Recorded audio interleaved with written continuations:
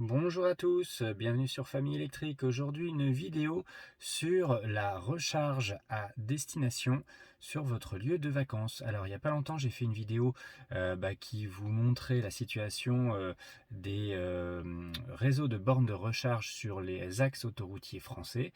Et bien aujourd'hui, on va voir, maintenant que vous êtes arrivé en vacances, comment organiser sa recharge pour pas perdre de temps en vacances. On aime bien en vacances être tranquille et en même temps profiter un maximum et pas perdre son temps à aller chercher une borne et finalement à ne pas profiter des vacances. Donc voilà, l'idée c'est bien ça. Donc plusieurs parties à cette vidéo. J'ai pris quelques notes, hein, je suis sur mon lieu de vacances moi aussi. Donc première partie sur la situation du réseau de recharge dans les régions et dans les départements français pour que vous puissiez avoir une idée de quelle sera la situation que vous trouverez dans votre lieu de vacances. Deuxième point sur quelques conseils pour bien préparer ses vacances donc, et ne pas perdre de temps donc, lors des phases de recharge. Et troisième point, rapide, sous forme de clin d'œil, comment joindre l'utile à l'agréable, donc en étant en vacances et en optimisant ces temps de recharge. Voilà, ces sessions de recharge. Voilà, c'est parti. Alors avant de commencer, toujours le même rituel, hein, un petit like si vous aimez ce menu, et puis surtout, abonnez-vous, ça soutient la chaîne. Il n'y a pas 36 façons malheureusement de soutenir la chaîne, donc partagez cette vidéo aussi sur vos réseaux sociaux. Un petit mot avant de commencer pour vous indiquer que cette vidéo est sponsorisée par Tesla Pimp, un super fournisseur d'accessoires pour vos véhicules Tesla, tout modèle. Donc je vous ai déjà présenté certains de leurs produits qui sont très bons et surtout avec un très bon rapport qualité-prix. Vous avez également jusqu'à la fin du mois d'août un code promo que je vous offre, donc Famille Électrique 15. Je vous mets tout ça en lien et en description de cette vidéo, qui vous donne donc 15% de remise sur tout le site Tesla Pimp. Donc ça c'est très très très avantageux. Et pour faire le lien avec cette vidéo, c'est le moment peut-être de commander les 2-3 accessoires dont vous aurez besoin pour partir en vacances, l'esprit tranquille. Voilà, allez, c'est donc parti pour la suite de cette vidéo. Tout d'abord, je vous invite à découvrir la carte What the Cart, un outil cartographique proposé par l'Union française de l'électricité. Donc, je vous mettrai le lien en description. Et ça vous permet en un coup d'œil de retrouver l'état des lieux du déploiement des infrastructures de recharge pour véhicules électriques accessibles au public en région et en département français et je crois territoire d'outre-mer également. Bon, il y a la Corse en tout cas. De toute façon, je vous mettrai le lien en description, vous pourrez checker ça vous-même. Vous y trouverez donc des informations sur le nombre et la puissance des points de recharge, ainsi que sur le ratio entre le nombre de véhicules électriques et le nombre de points de recharge par région et par département. Ça va vous permettre de repérer les zones de recharge, où la recharge est plus ou moins facile, et de savoir à quoi vous attendre sur votre lieu de villégiature préféré. Alors, par exemple, si on prend la dernière carte en date du 31 mai, on se rend compte tout de suite qu'il y a des régions qui ne sont pas toutes logées à la même enseigne. Notamment, donc, vous voyez que la région Auvergne-Rhône-Alpes et la région Provence-Alpes-Côte d'Azur sont parmi les moins bien dotées en termes de points de recharge par nombre de véhicules. Donc vous avez, donc si on regarde par exemple la région Provence-Alpes-Côte d'Azur, vous avez 16,3 véhicules par point de recharge. Donc il y a plus de tension en Provence-Alpes-Côte d'Azur que vous n'en aurez si vous choisissez de partir en vacances dans la région Occitanie, où vous avez 10,3 points de recharge par véhicule. Donc globalement, ce qui est intéressant, c'est de lire cette note de lecture-là, par exemple, qui vous dit que la directive européenne en question, sur le déploiement donc d'une infrastructure bornes hein, de recharge électrique, hein, on va faire simple, fixe comme objectif indicatif un nombre moyen de 10 véhicules électriques par point de recharge ouvert au public. Donc vous voyez que globalement, il n'y a aucune région qui satisfait à cette exigence et à cette norme européenne. Toutes les normes européennes ne sont pas à jeter, soit dit en passant.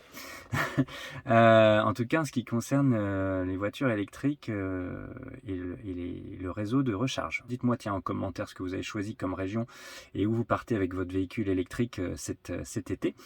Bon alors la Corse, je ne vais pas en parler, la situation est un peu particulière, donc 19,3 véhicules électriques par point de recharge. Donc c'est pas un bon score, mais on est quand même sur une île. Hein. Voilà, donc vous avez vu que la situation pouvait être disparate entre régions. Hein, voilà, donc Provence-Alpes-Côte d'Azur, 16,3 véhicules électriques par point de recharge. Et si on prend à l'inverse le Grand Est, on est à 12,1 véhicules électriques par point de recharge, mais il y a mieux comme région. Il y a notamment Centre-Val de Loire avec 10,8 véhicules électriques par point de recharge. Maintenant, on peut détailler chaque région et aller voir ce qui se passe donc au niveau départemental. Et vous voyez que la situation peut être disparate là également. On regarde les Bouches-du-Rhône donc avec 22,3 véhicules électriques par point de recharge et à comparer avec les Hautes-Alpes par exemple où vous avez 7,9 véhicules électriques par point de recharge. Vous voyez donc des départements touristiques peuvent avoir des situations très différentes en termes de nombre de véhicules électriques par point de recharge. Donc bien évidemment, ça c'est la situation là, vécue tous les jours au quotidien par les autochtones, par les habitants de ces départements, mais ça vient encore s'empirer, si j'ose dire, si ce sont des départements très touristiques, avec la présence de nombreux touristes, et de plus en plus souvent équipés de véhicules électriques. Donc si on regarde les Bouches-du-Rhône, on est sur un département où il y a 2257 points de recharge pour 50 298 véhicules électrifiés, donc véhicules électriques plus véhicules hybrides rechargeables, avec 228 points de recharge rapide. Donc les points de recharge rapide, selon cette norme européenne, ce sont des points supérieurs ou égaux à 50 kVA. Donc voilà pour par exemple les Bouches-du-Rhône. Et si on regarde les Hautes-Alpes, eh bien vous avez 284 points de recharge, donc c'est peu, mais il n'y a que 2231 véhicules électriques ou véhicules hybrides rechargeables enregistrés dans ce département. Voilà, donc attention quand même, les Hautes-Alpes, il y a une situation qui n'est pas stressante du point de vue de la recharge, mais je pense que dans ce département, il peut y avoir beaucoup de touristes, potentiellement avec des véhicules électriques, et finalement le nombre de points de recharge est assez peu élevé. Donc dites-moi en commentaire si vous connaissez la situation dans ces départements-là, ou dans le département en tout cas dans lequel vous êtes. Dites-moi comment ça s'est passé au niveau de vos recharges, et est-ce que ça correspond un petit peu au sentiment que laisse apparaître la carte de What the Cart. Donc on peut faire un autre département. Hein. Allons voir du côté des Bretons, où là donc on a aussi des départements qui présentent des situations assez équilibrées finalement. Donc l'Ille-et-Vilaine donc est un petit peu plus un peu moins bien doté, on va dire, relativement au nombre de véhicules électriques par borne, 15,8 ou 9. Et donc, si on regarde par rapport au reste des départements, on a les Côtes d'Armor, où là vous serez tranquille, où vous devriez être plus tranquille. Donc 805 points de recharge pour 8624 véhicules électrifiés. Voilà, donc je vous laisse découvrir cette carte What the Cart. Dites-moi ce que vous en pensez. Dites-moi où vous êtes situé pour vos vacances, par exemple, et comment vous avez vécu cette situation de recharge. Allez, on passe à la section conseils maintenant pour bien optimiser sa recharge et ne surtout pas galérer pour ses recharges en vacances. Alors la première étape peut-être c'est de choisir un endroit où vous allez trouver facilement des bornes de recharge. Donc si vous partez en camping, je vous ai trouvé un site assez sympa que je vais vous montrer maintenant. Voilà, donc sur le site campingdirect.com, donc vous pouvez faire une recherche donc avec les campings dotés de bornes de recharge. Donc ça c'est plutôt sympa. Tous les sites de comparateurs de camping ne le proposent pas. Je les ai testés et je trouve que là c'est une fonction qui est bien supportée par ce site campingdirect.com et donc une petite recherche toute rapide vous permet de voir que sur la France et l'Europe, enfin je crois que ça ne concerne pas que la France, on va regarder tout de suite la carte. En tout cas, on a 174 campings qui sont référencés sur ce site. Alors je capte pas très bien là où je suis, c'est un peu, si voilà, ça y est, c'est chargé. Donc c'est France plus quelques pays européens limitrophes, j'allais dire, mais pas que, où vous allez donc avoir la possibilité de sélectionner des campings qui disposent de bornes de recharge. Donc si on regarde par exemple en France, on va aller vers la région Occitanie ou autre, hein, voilà, en tout cas on va être sur le sud de la France. Bon allez tiens, on va regarder ici, hop, Stuck. Voilà, du côté de Montpellier, tiens, j'ai 2 campings qui sont référencés. Voilà, je regarde. Alors, j'ai celui-ci ou celui-là. Alors, on va regarder. Tac.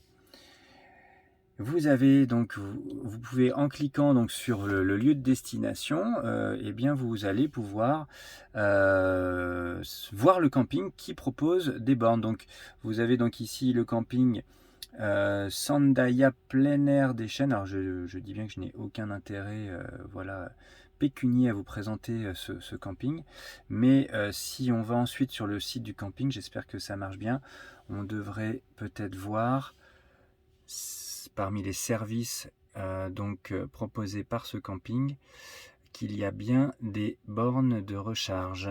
Et voilà, dans la section destiné à présenter les services du camping, on voit bien que, alors donc là on a les activités, hop, les services, et parmi les services on a borne de recharge pour véhicules électriques. Donc c'est un service qui est payant bien entendu, et si on va sur ChargeMap, on devrait pouvoir checker quel type de borne on a sur ce camping. On va regarder ça. Voilà, donc on est à la commune a priori de Clapier, et c'est bien le camping Sandaya plein air des Chênes. Donc on peut vérifier ce qu'on a comme type de borne sur ce camping. Donc vous êtes sur de l'Easyvia avec du 3 kW ou du 22 kW. Voilà. Est-ce que certains ont laissé des avis par exemple? Il y a une recharge en cours avec un Hyundai Kona. Et voilà, modèle Y a réussi à se recharger. Vous voyez donc, à partir à la fois, on a même les photos hein, du coup des bornes. Voilà, donc vous avez vu, à partir de l'application, enfin du site campingdirect.com, vous faites la recherche de votre camping, par exemple, équipé de bornes de recharge pour voitures électriques. Et ensuite, vous pouvez donc au moyen de l'application ChargeMap aller vérifier quel type de bornes et de connecteurs sont disponibles sur ce camping choisi. Et vous pourrez donc peut-être trouver le camping de vos rêves. Donc voilà, ça c'est un premier conseil que je voulais vous donner. Si vous êtes sur d'autres types de vacances, vous pouvez tout à fait trouver des locations Airbnb où le propriétaire vous donne son autorisation pour recharger votre véhicule, ou alors qui a déjà équipé son logement de bornes de recharge. Bon, bien entendu, il y a aussi des incontournables hein, quand on part comme ça plusieurs jours en vacances. Il ne faut pas avoir oublié ces câbles, ces connecteurs. Je vous conseille d'ailleurs de toujours prendre avec vous un câble, une rallonge, hein, tout simplement parce que ça peut vous sauver tout à fait la vie, ou la mise en tout cas, si vous avez une grande rallonge bien adapté voilà, une section assez costaud. Vous pourrez vous recharger un peu n'importe où sur n'importe quelle prise domestique ou renforcée. Ça prendra peut-être du temps, mais au moins vous serez jamais totalement en rade. Prenez bien entendu également vos cartes d'abonnement au réseau de recharge dont vous avez besoin. Moi, j'ai avec moi plusieurs cartes et plusieurs abonnements, mais celle qui sauvera toujours la mise, et c'est pareil, je ne suis pas sponsorisé pour le faire, c'est la carte ChargeMap. Je vais vous montrer. Voilà, donc la carte ChargeMap, vous la connaissez bien, hein, c'est celle-ci. Elle vous permettra de recharger pratiquement partout. Alors j'ai d'autres cartes. Voilà, j'ai d'autres cartes comme ça. Mais la carte ChargeMap, c'est celle qui me sert le plus. Si vous êtes également en camping ou près d'un camping, vous pouvez aussi aller négocier de vous recharger sur les fameuses prises camping ou les prises P17 qui sont un peu partout dans les campings, puisque ce sont les prises qui servent à recharger, enfin alimenter les camping-cars, les caravanes par exemple. Donc n'hésitez pas à aller demander au propriétaire du camping, au directeur, la directrice du camping, de l'autorisation d'aller vous brancher. Alors il vous laissera ou pas le faire, moyennant gratuitement ou moyennant un petit paiement. Mais ça aussi, ça peut être une solution de recharge facile à partir du moment où vous avez un adaptateur P17. Donc ça, c'est des choses que vous pouvez commander et trouver sur le net assez facilement. Pour ce qui est de Tesla, vous allez sur le site Tesla et vous achetez l'adaptateur P17 que vous allez brancher sur votre chargeur mobile.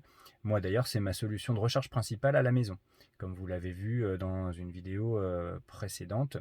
Donc voilà, ça c'est aussi un conseil qui peut être intéressant. Pensez aux prises des campings, les prises camping-car et les prises caravane.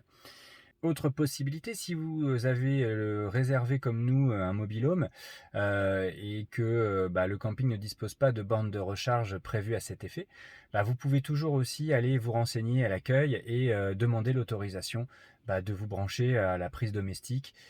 Si vous pouvez limiter votre puissance de recharge et votre ampérage, bien sûr, il faut le limiter au minimum pour pouvoir vous permettre de vous dépanner de quelques kilowatts comme ça sur quelques heures de recharge et aller vous recharger à une borne de recharge prévue à cet effet en ville par exemple.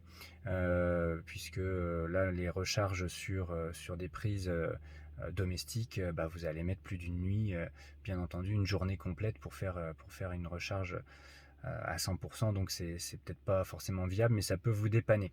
Mais toujours solliciter l'autorisation du camping. Voilà. Et enfin, donc un dernier petit conseil, c'est que le temps de recharge, la recharge de votre véhicule électrique, c'est pas forcément une corvée, c'est pas forcément une galère. Vous pouvez tout à fait optimiser ce temps-là et vous en servir. Par exemple, sur votre lieu de villégiature, sur vos lieux de visite, ou lorsque vous allez passer une après-midi à la plage, eh bien, vous allez très souvent trouver des solutions de recharge à proximité. Eh ben, regardez avant de partir sur votre lieu de visite ce qu'il existe. Planifiez juste un tout petit peu les choses. Prenez 5 minutes pour regarder l'application ChargeMap par exemple. Vous allez trouver ça très très facilement. Vous regardez et vous vous dites ok, on va passer 3 heures de visite. Pendant ces 3 heures là, je garde mon véhicule électrique et je me recharge. Ce qui est génial, c'est que bien souvent, quand c'est respecté, les places pour véhicules électriques sont libres, puisque il y a encore des possibilités, et que vous allez donc pouvoir vous garer facilement, peut-être plus facilement qu'avec un véhicule thermique, qui sont encore plus nombreux aujourd'hui que les véhicules électriques. et joindre l'utile à l'agréable en rechargeant pendant que vous êtes en train de visiter ou de batifoler à la mer par exemple. C'est ce qui nous est arrivé il y a quelques jours de ça. Donc là on est dans la région de Biscarrosse. Nous étions en visite donc sur le bassin d'Arcachon, près du bassin, et on a trouvé des bornes qui étaient à 150 mètres du bassin, toutes disponibles. Alors c'était des bornes en recharge lente, mais ça m'a pas coûté grand-chose de me garer à cet endroit. J'ai trouvé en plus des places très très facilement par rapport aux véhicules thermiques. Je me suis garé, je me suis branché, et pendant le temps qu'on se promenait et qu'on allait donc à la plage, le véhicule chargeait tout doucement. Voilà. Je vous montrerai ça d'ailleurs dans une vidéo un petit peu résumant ce petit road trip, puisque on a fait plus de 800 km aller plus 800 km retour, et puis les déplacements sur place. Donc je vous montrerai ça dans une prochaine vidéo. Là, je vais pour conclure vous montrer qu'il y a encore une autre façon de profiter de ce temps de recharge tout en faisant du sport. Donc sous forme d'un clin d'œil, donc une petite vidéo que j'ai tournée un de ces derniers week-ends là. Et ouais, donc en bonus, on était sur les sujets comment gérer ces recharges donc sur votre destination de vacances. Et il y a un truc super, c'est un petit bonus. Regardez, donc on revient avec Isabelle d'une marche, je sais pas, d'1h20, un truc comme ça. Rapide bien sûr, et pendant ce temps-là, la voiture recharge. Donc vous pouvez faire votre sport et pendant ce temps-là, laissez la voiture recharger, comme ça vous perdez pas de temps. Alors un conseil, allez-y à la fraîche le matin, donc les températures sont meilleures. Et puis en plus, à ce moment-là, il y a peut-être encore moins de monde au niveau des bornes de recharge. Voilà, sur ces bornes-là, donc 22 kW, on a repris donc environ 17 kWh en 1h30. Donc voilà, c'est super. Voilà. Donc voilà, allez, faites comme nous, faites du sport et rechargez vos véhicules. Voilà, c'est tout pour aujourd'hui. J'espère que ça vous aura donné quelques idées pour bien organiser vos temps de recharge sur votre lieu de villégiature. On a vu ensemble que toutes les régions n'étaient pas logées à la même enseigne, tous les départements non plus. Nous avons passé en revue tous les petits tips qui vous permettront de passer de bons moments tout en rechargeant votre voiture sans même que vous y pensiez. Puisque voilà, il y a plein de façons d'agrémenter ce temps de recharge.